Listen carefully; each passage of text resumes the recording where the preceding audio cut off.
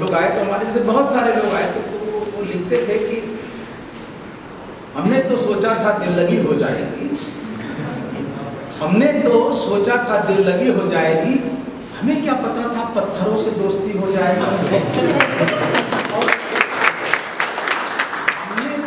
हमने तो लिखे थे कुछ हर्फ पन्ने पर, हमने तो लिखे थे कुछ हर्फ वर्ड्स पन्ने पर, हमें क्या पता था पीएचडी हो जाएगी।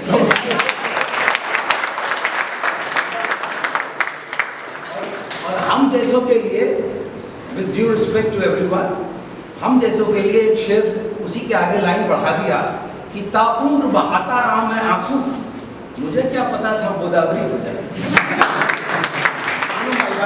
फ्रॉम गोदावरी। हम लोगों को इस यूनिवर्सिटी ने बहुत कुछ दिया, डिग्री दी, शिक्षा दी, और हमें तो नौकरी भी दी और बाइक भी दी, तो इसलिए ये मुझे लगता है जो आज कुछ मिल रहा है, तो मुझे लगता है कि सामाजिक मदर जो होती है वो बहुत कुछ देती है अपने बच्चों को। JNU is our social mother, I keep on telling to students. So let us friends come to the point, and you like to listen in Hindi or English?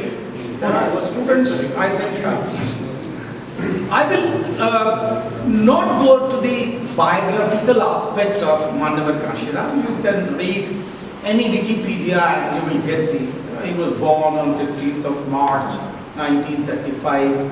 But don't read Badrinarayan because you will get confused. Because you will get confused. He doesn't know where is Bunga and where is Khawasspur. He writes he was born in Bunga, Khawasspur. Bunga is the maternal village where he was literally born, because there is one, there is एक चलन होता है जब महिला pregnant होती है वो अपनी माँ के घर चली जाती है, तो Bunga is the maternal village where he was born, but Khawasspur is the paternal village where he lived. That is his father's place. So it is not he was born in Bunga. He cannot be born in both the places. He was born. So that's what I'm saying. Please don't read this type of stuff.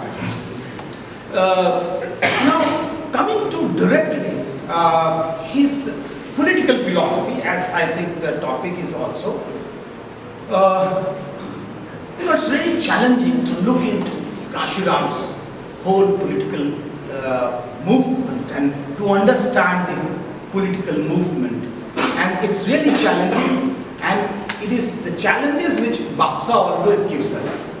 Bapsa will never call to a mainstream sociologist to speak on Manavar Kashiram. It's only me, they will call me that actually, because there are not written documents. You have to research, you have to go to experience reality, you have to actually unearth, you have to go and dig out papers. If you have asked me to speak on Marx, I would have definitely read and come, and anything is spoken on that. Weber, Durkheim, which I teach, actually they are written, and people come and diverge that from the book, and they are considered to be great thinkers, great philosophers, great teachers, because they are coming and reading and speaking to you, but they do not know what is happening in contemporaneity. So that's why you always, I know last time you called me to speak on Phule's caste, Baba Saheb Ambedkar's 4th volume, who were the Shudras and why they became so. And it was so difficult, because then you have to engage with the real happening, what is going on. Now in that context, when I look at, I have tried to collate this. So you can understand Kashiram's movement with 4 principles. There are very, very important 4 principles on the basis of which he has carved out his movement, and you will get it when you listen to him carefully again and again and again, and then only you can make out the sense, you can weave the thread that what exactly he stood for and what was his movement all about. 1. The first principle was people get a leader as they deserve. लोगों को वही leader मिल जाते हैं जैसे लोग होते हैं. Now why? Because in democracy, it's people who choose the leader. It is not the other way around like aristocracy. So how can you how can you blame the leaders? The leaders are bad. People are bad. And people, because people have not chosen the right leader, that's what we are suffering.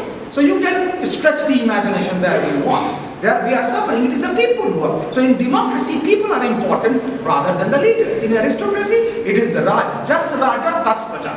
है ना? Aristocracy में. लेकिन democracy में, just Praja, tas Raja.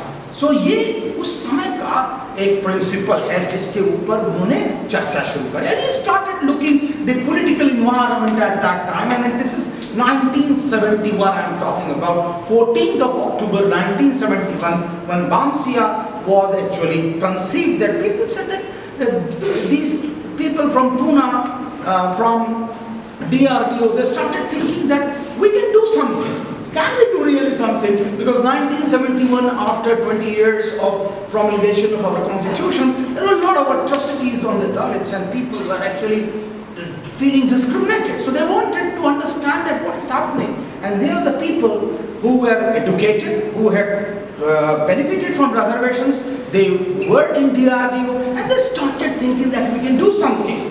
What can we do something? So they started looking at the political environment at that time.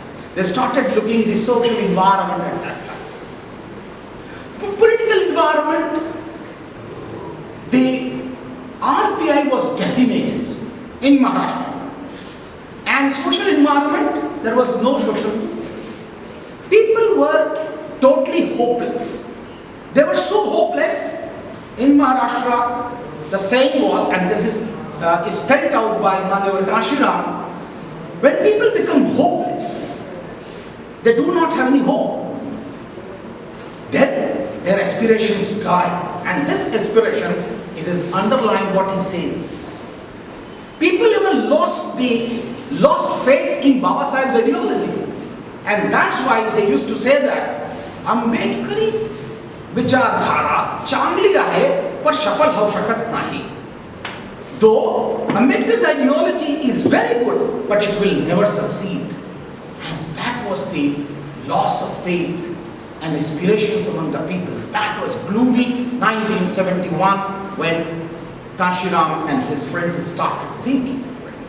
Now, it is here that he saw that what are the political leaders doing?